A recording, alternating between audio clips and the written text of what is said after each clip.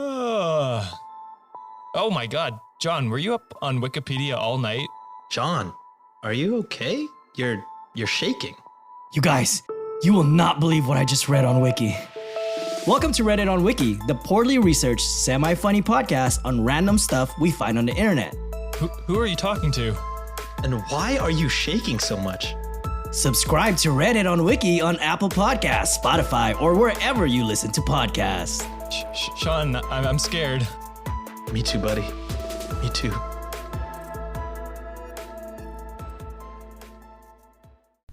The podcast you are about to listen to contains at least one of the following: strong language, disturbing topics, abusive opinions, generally things that aren't appropriate for little kids or overly sensitive people. So, if any of that stuff's going to get your nose out of joint, this is your chance to turn it off. Welcome to I Had to Say It, the podcast where I talk about things that I feel need talking about, and sometimes they're not getting the attention they deserve. And your feelings, they're not under consideration. Hey everybody, welcome to another episode of I Had to Say It. We're drawing towards the close of the year. Happy whatever winter holiday you happen to celebrate. If you don't celebrate anything, then I hope you're having a good day. So, I've been thinking about a lot of things this week, and I keep telling myself I need to try and keep my stuff a little more universal. And a lot of the things I talk about are universal. They are not things that are specific to one particular place or one particular group. Now, unfortunately, some of the stuff is. I talk about things that are affecting my life, which means I talk about things that are happening in the United States because that's where I live. I talk about things that are happening in the Midwest because that's where I am. I talk about things that I directly deal with because that's what pisses me off. And like a lot of us these days, a lot of my interactions with people comes through the forms of social media. So I do try and keep my perspective a little more global.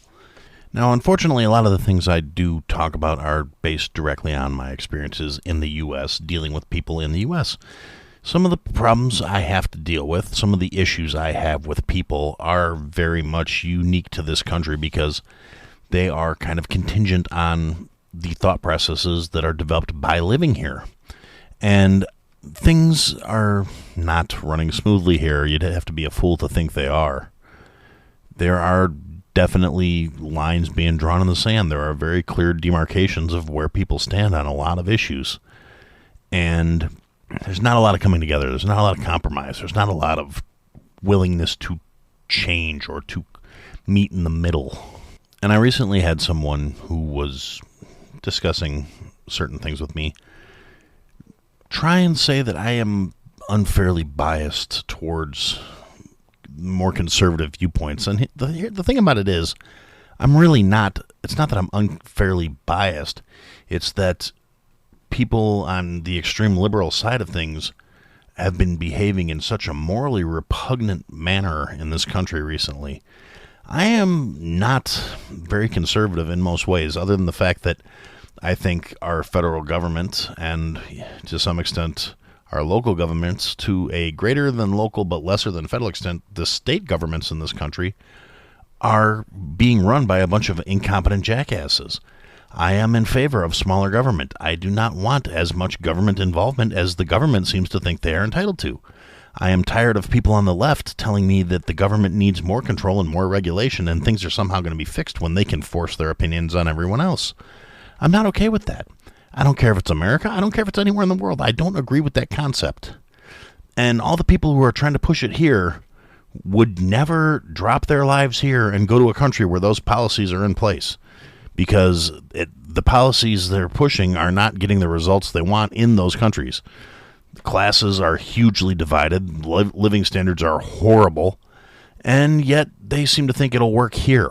Now, I'm in favor of, certain social programs, certain social aspects of the way tax dollars could be used to better benefit the society. But for the most part, I really have a problem with the way politics is handled pretty much around the world, but primarily in this country because this is where I sleep.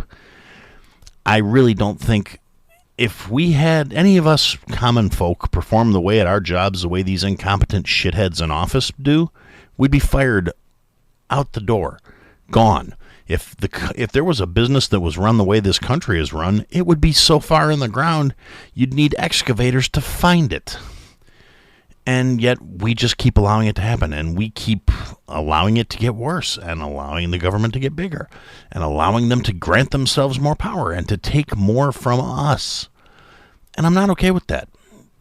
That does not make me in any way, shape, or form opposed to any particular groups. I am opposed to the fucking government. I get kind of tired of people assuming I must be an intolerant bigot because I think the government has way outgrown its purposes. They way overreach any authority they should have. I really don't think that the people who are trying to call me out as being one thing or another in any form or shape of intolerant or unaccepting of people in general, I don't have a problem with people on an individual basis. I have a problem with the way people get when they start getting into groups, and the way people act when they are in groups. And I really have a problem with people that want to associate their shit mentality with my outlook on life. Just because they seem to think that people are trying to force their views to be invalidated, they somehow think the only way to validate their own views is to shove everybody else's opinion into the ground. These are the people that seem to be coming after me. I'm not calling things out to be spiteful. I call things out because that's how I view them. I'm not going to tell you you're stupid because I have something against something you have no control over. I'm not going to tell you you're an idiot because of what you look like or what your orientation is or even what your identity is. Will I tell you you're a fucking idiot if you did something stupid? Yeah, I will. If it's an objectively stupid deed, I will tell you you are being an objectively stupid individual. If you are being a petty, hateful, just ignorant, racist piece of shit, and that goes across the board, I'm just as willing. I'm an equal opportunity person. I treat people as equals. I believe in equality. I believe in, well, not necessarily equality, but I believe in meritocracy. I believe that your worth is determined by your actions and how you treat other people. I believe that how you are treated by other people should be impacted by the same factors. Not by what you look like, not by who you're in love with, assuming it's not a child, like that caveat I always throw in there. If you're a pedophile, if you're a domestic abuser, if you're a rapist, that little subset of people that somehow think that shit's okay and they're trying to normalize pedophilia or normalize, I shouldn't say trying to normalize, but people who fall in line with domestic abuse or rape culture. And I'm saying rape culture because it is a thing. I'm not oblivious to the fact that there are groups that encourage that shit behavior. And if you belong to one of those groups, if you in any way, shape, or support one of those groups, even if it's sort of a passive support, just by not speaking out against it, not saying anything about it, just saying, oh, that's just the way things have always been, you're just as bad as them. You are, at that point, a piece of shit in my eyes. Complacency and silence are just as bad, and that's one of the reasons things have gotten to the extreme that they've gotten to. We are living in a time where we should not be operating under as much ignorance and stupidity as we are. We have the world's information available at our fingertips.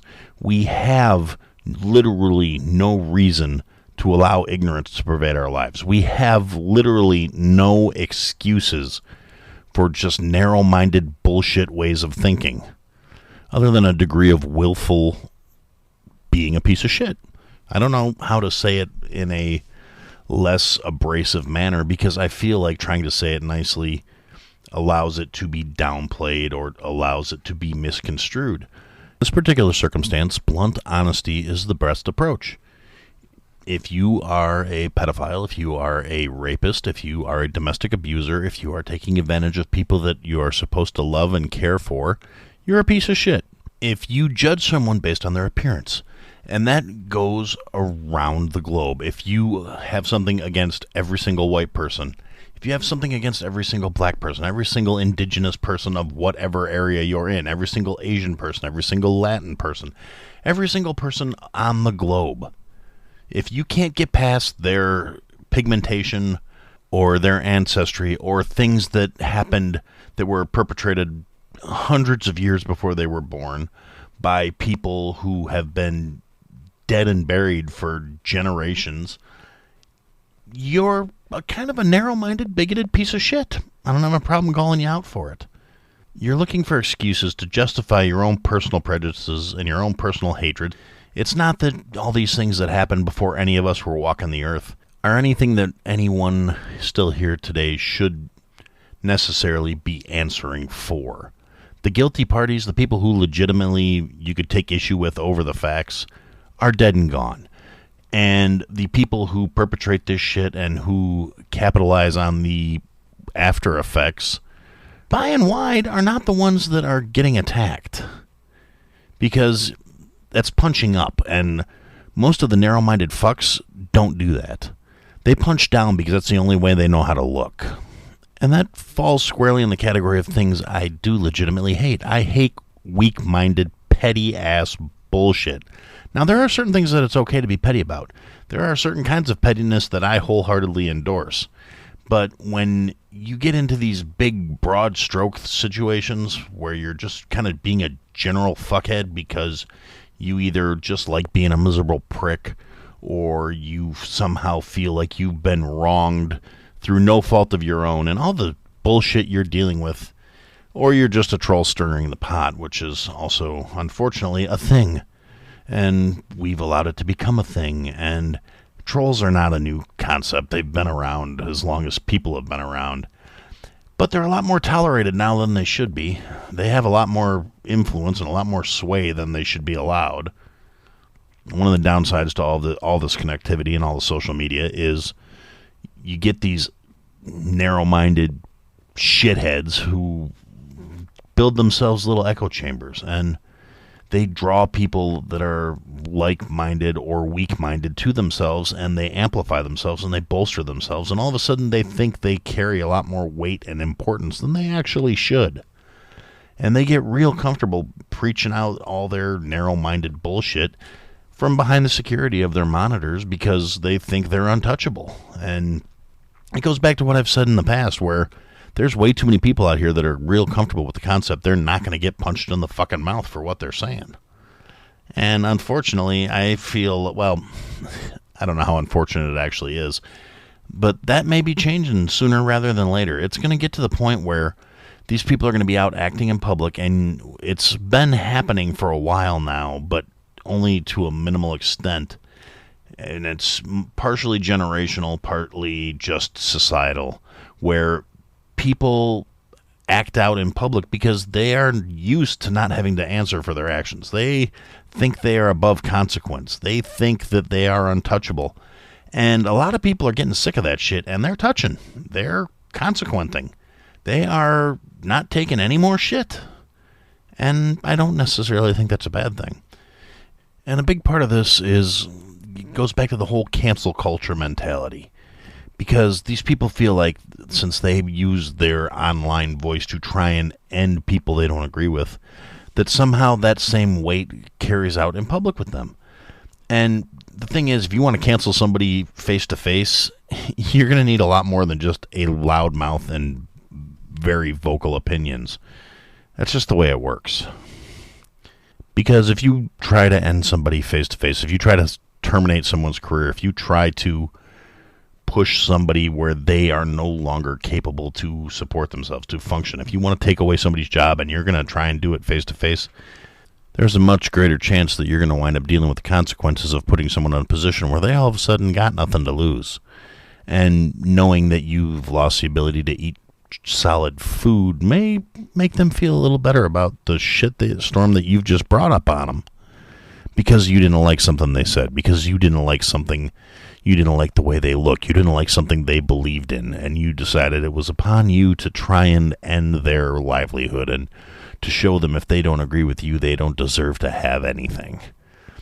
It's real. It's a very juvenile approach, and one of the things I really don't understand is the people most likely to perpetrate this are also the ones most likely to scream about how oppressed and how downtrodden and how shit upon they are. Poor them, their voices are trying to be silenced, even though they're the ones actively trying to end people's careers and to ruin people's livelihoods for not agreeing with them over something real simple. someone else's quality of life that in no way, shape, or form directly impacts yours, but you don't agree with what they think, so you're going to try and ruin their lives. It's really just sad, and again, it's weak-minded, it's kind of pathetic. It's very telling if you subscribe to that school of thought. Now, to be fair, if you subscribe to that school of thought, you're probably not listening to this show. You might need to hear this show. You might need to have somebody tell you that you're not great, you're not this wonderful, beaming example for the rest of the world to follow. You're just as intolerant and hateful and stupid as everybody you claim to have a problem with. A narrow mindset, a mindset of our way is right and there is no other acceptable thing, is not okay. I don't endorse that to the far left or the far right. I've talked before about how I think a lot of the problems in today's world actually stem from the fact that there are way too many people who don't have real problems to deal with, for whom simply surviving is not keeping them occupied. People who have more than they need and more than they know what to do with, so they have extra resources, they have extra time on their hands, and they are not suffering any kind of deprivation or degradation that is a real and meaningful thing, so they need to generate and create this strife and drama so they can somehow feel validated, feel important. And as much as they will not admit this fact, it makes them ridiculously easy to manipulate. It's been proven, it's particularly in the United States in the last year and a half, it has been very much a case of emotions overwhelming common sense, history being blatantly ignored in terms of track records of individuals and politicians, and promises being made and never kept, and there's a lot of people sitting back here just saying, I told you so. There's a reason. It's not because they are saying it without any basis in reality. And it's not even being said with any real sense of joy or celebration at this point. It's, we told you this shit was going to be bad, and now things are getting bad. The exact things that the crazy naysayers and conspiracy theorists said were going to happen are happening. And people are turning a willfully ignorant, blind eye to the matter. People are flat out denying the validity. But in this day and age of the internet, a lot of people out there have kept the receipts. We have proof of people making promises, proof of people being hypocrites writ large at this point. There are tons and tons of examples of this shit. And people keep digging their heels in. No, I got to back my team. I have to make my play. And it doesn't really matter that the world's being run to hell in a handbasket and it's being done in a cart driven by your fucking feelings. Emotions are volatile. Emotions are not rational. And emotions, if you function primarily on the basis of emotions, you are that much easier to fucking control. And unfortunately, a lot of people are, that's what they want. They want to be controlled because being independent, being free, being able to have this liberty and to guide your own ship and steer your own choice, that also means you have to be responsible. And responsibility is scary, especially when you've never had to have it. When you were raised that the world owes you something and you should be able to get things just because you want them. And if you're not getting them, that's not fair. You're not being treated fairly. You are not in a position developmentally. You are not capable of dealing with responsibility. You can't handle the fact that the course of your life is your own fault. It's a lot easier to blame somebody else, to say you're getting a raw deal, to say that it's someone else's fault, and you need someone to save you. You need that parent figure. You need big government or big brother. Or, I mean, the irony in the fact that the woke culture is rewriting 1984 from a feminist perspective. It's a literal plot point of the fucking story. You're reworking the works that existed previously to fit the narrative you are trying to project. We were warned against this. Anyway, we're going to take a break here, stick in the commercial thing.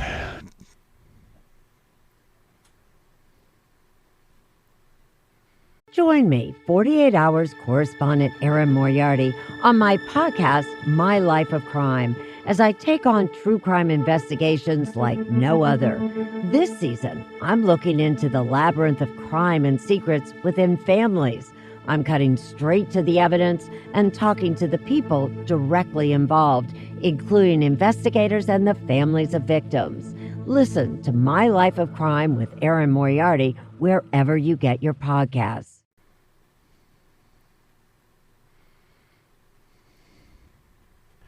Okay, so thanks for listening to that. I'm going to touch on one more thing real briefly and then a little bit of housekeeping stuff.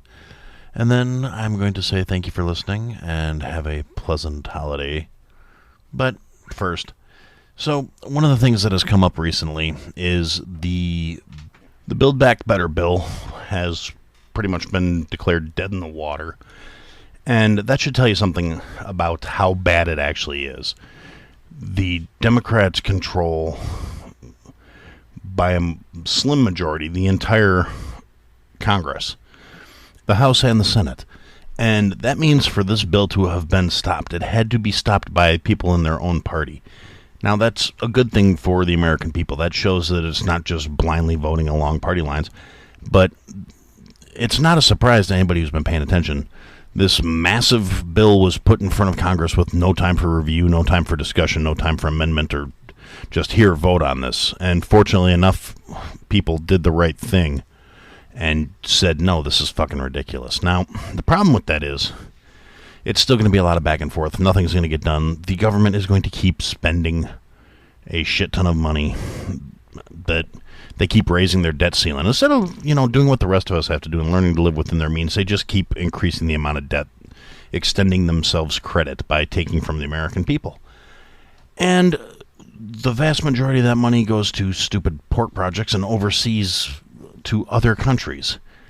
It's really ridiculous, and the fact that it keeps happening, that's a whole nother episode. That's a whole nother series. That's a whole nother conversation. The thing is, you can look at these professional parasites, career politicians, people who realistically, if they wanted to actually do what was best for the country, would do things like instituting term limits, a set number of times you can hold each office, a age where you are no longer eligible for certain positions, because if you can't get hired as a Walmart greeter because you're too fucking old, you should not be holding as much power as some of these motherfuckers have. But I digress. If you look at the metrics, the way a lot of the senators and congressmen are pulling back from the ultra-radicalized, ultra-extreme left, the fact that none of the promises that Biden and Harris made to get elected have been kept. Not a fucking one of them. They promised they were going to get rid of student debt. The debt repayment resumes on February. So anybody that voted for him because of that, well, sucks to be you. You fucked yourself. You fucked all of us in the process. Congratulations.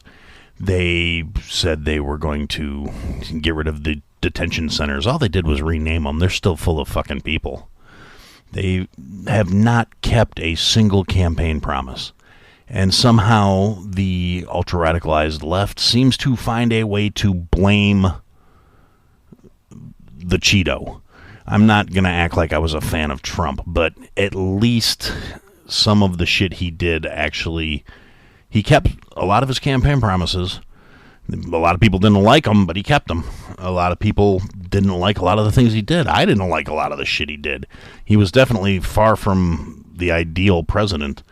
But there are certain facts that do exist. But, facts are facts. Whether you like the guy or not, objectively, there are certain things that are fact.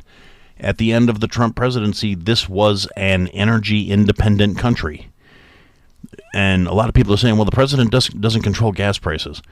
but by eliminating the energy independence that we had, by forcing this country to have to import its oil from the Middle East and to purchase oil from foreign countries, from Russia and from the Middle East, that's why the gas prices have gone up.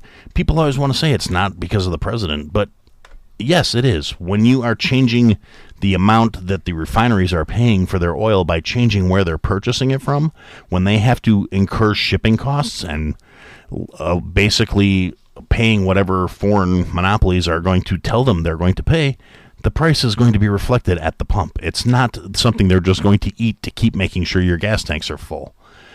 And all this green initiative bullshit, which was a really big talking point, but extremely poorly thought out. The Green New Deal did not deal with all kinds of ramifications of their bullshit policies. And a lot of the problems that are in this country right now in terms of supply chain and all this other shit that they are blaming our lack of quality of lives is not due to any actual tangible, like it is a beyond our control circumstance. It is all basically, without trying to, sound too much like a conspiracy theorist, it's a manufactured crisis. It is not an unavoidable circumstance. The product is there. The fact that it's all anchored off the coast is not something that's beyond our control. It's not climate change. It's not any of this other shit that they're talking points. It's a manufactured crisis. There's a reason why shelves are getting empty again. It's a preview of what happens when you start putting severe socialist policies into place. And people are just, oh no, that's not what's going on. I've talked before about cognitive disconnect and how it seems to be symptomatic more of one side than the other. Now, granted, the other side irritates me too, but that's kind of irrelevant at the moment because the other side's not the ones wielding the power.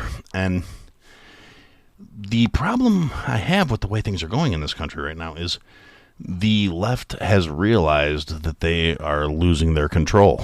It's slipping. The presidential administration has literally record low approval ratings. And that's the president and the vice president, both record low approval ratings. Supposedly the most voted for people in the history of the country are doing the worst job ever. So that either means they're telling the truth about the voter numbers without getting too deeply into the whole voter fraud thing. Either they're telling the truth about the numbers and there's enough stupid people out there that did a really piss poor job of making their decision and making their voices heard, or something's kind of shady. And if you actually listen to what these motherfuckers are coming right out and saying, they're saying it's not about who gets to vote, it's about who counts the votes. They're basically saying they want to take your voice away. They want to tell you what to do because for some odd reason they think they're entitled to. And based on the performance of a lot of people in this country, yeah, there's a lot of dumb motherfuckers out there who probably shouldn't be making decisions because that's a cultured thing. That's a grown condition. That was part of the plan. And that's just kind of a sad state of affairs. And, hopefully the pendulum will swing back towards the middle. I'm hoping we don't do the typical American knee-jerk overreaction bullshit and just go full-on hardcore, from hardcore left to hardcore right. It would be wonderful to see a more centrist and a more moderate government in place. I think the world would be a much better place. I think this country would get back to being a decent place to live if more measured heads and more calm tempers were running things. And that's my TED Talk. Thanks for listening to that. So, yeah, that's realistically all I have to say about current affairs in the United States as of today. Yeah, things are fucked up. The government is being as shady and as questionable as ever.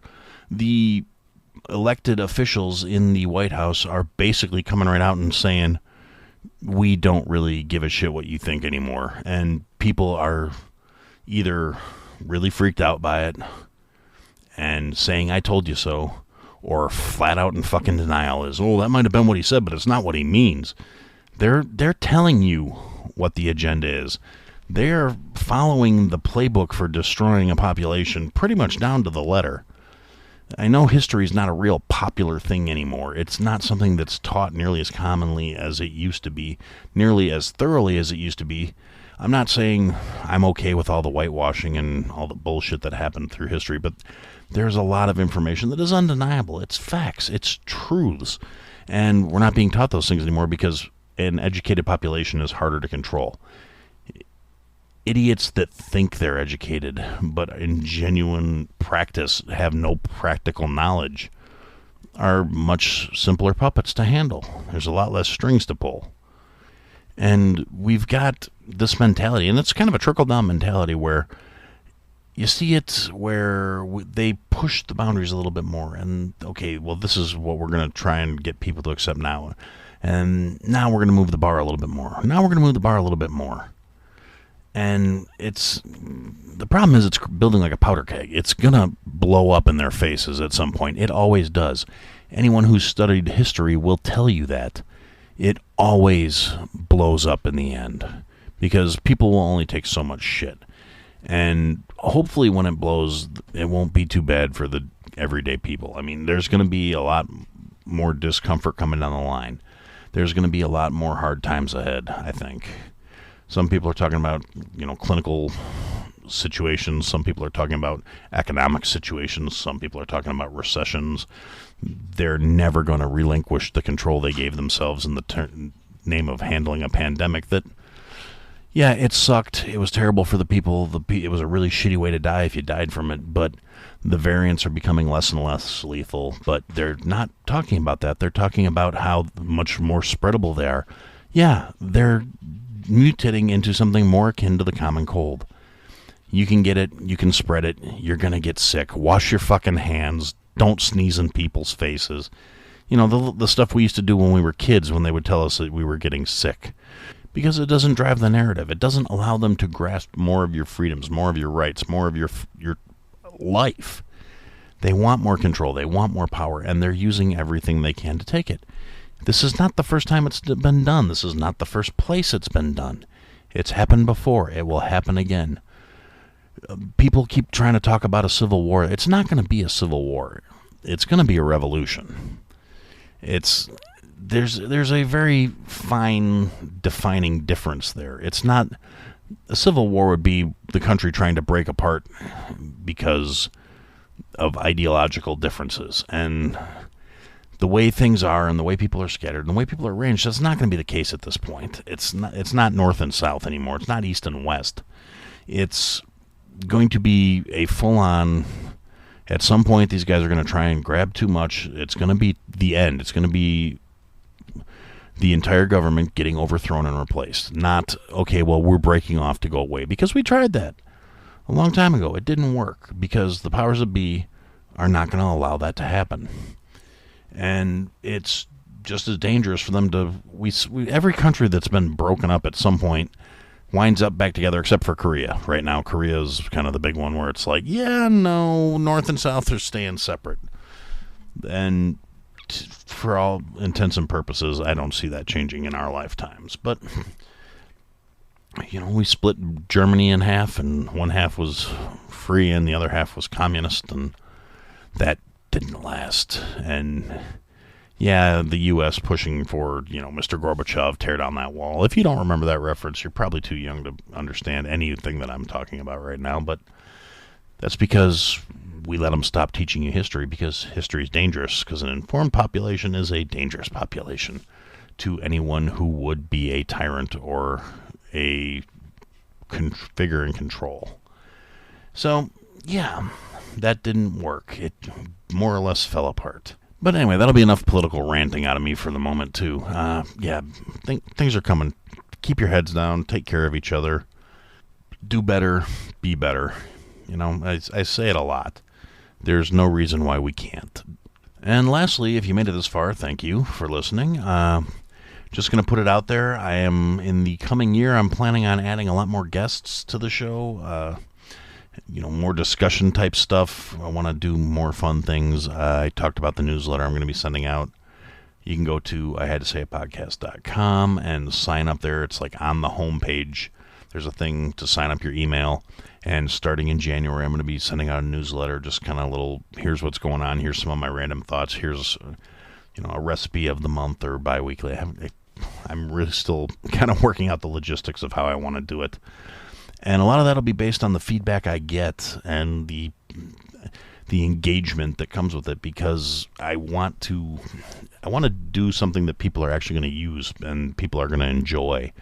And if I don't have any feedback, I'm just kind of doing things I want and I enjoy, and that's really not the idea behind the concept. So to button things up, like I said, in the coming year, we're going to be having a lot more guests on, going to be having a lot more other podcast hosts and random people I think that would be coming on that would be cool. I've got a couple tentative people already lined up. Just have a couple of them. I'm not entirely sure they've actually ever heard the show, but they're interested in talking to me. At least they said they would be interested. So I'm going to give them the opportunity to actually check me out before they commit. But yeah, we're going to be bringing on people to talk about financial independence, to talk about things you can do to help, not necessarily shelter, but to insulate yourself from some of the coming shit that I think is on the horizon. If you know anybody that you think would be a good guest, go ahead and shoot me a line, either on one of the social media platforms or via email or by the show's phone number. There's a phone number. It's on the webpage. Unfortunately, I can't remember what it is, so I'm not going to drop it in here. Go to the webpage. I need the traffic. I need to justify the expense of paying to host the damn thing. So go to the webpage, fill out the form, pick up the phone, call me. I've had 2 messages in the last year, and they both made me really happy. So let me know what you'd like to see in the coming year, because I know where I want to go with this, but I do want to take you guys with me, and I would like to see some stops along the way that you guys want to see. So, with that being said, happy holidays, Merry Christmas, Happy Kwanzaa, Happy Hanukkah, Happy Yule, whatever it is that you're celebrating at this time of the year. Hopefully you're around family and loved ones, and even if you don't believe in anything in particular, I hope you have a great day. And for now, that's what I had to say. Thanks for listening to another episode of I Had to Say It. If you liked what you heard, leave a review, give us a follow. Give me some feedback. And if you didn't like what you heard, leave a review, give me a follow, give me some feedback. I'll try and fix it. Check us out on all the social media platforms. At I Had to Say It podcast is the trigger for all that stuff, for the search term. And if you want, check out the website, www.ihadtosayitpodcast.com. There's links to people that have been involved with the program, things I've talked about. There are some links available for some merch that we're working on, and there are ways to contact us there as well. And thanks for listening, and I look forward to talking to you again soon.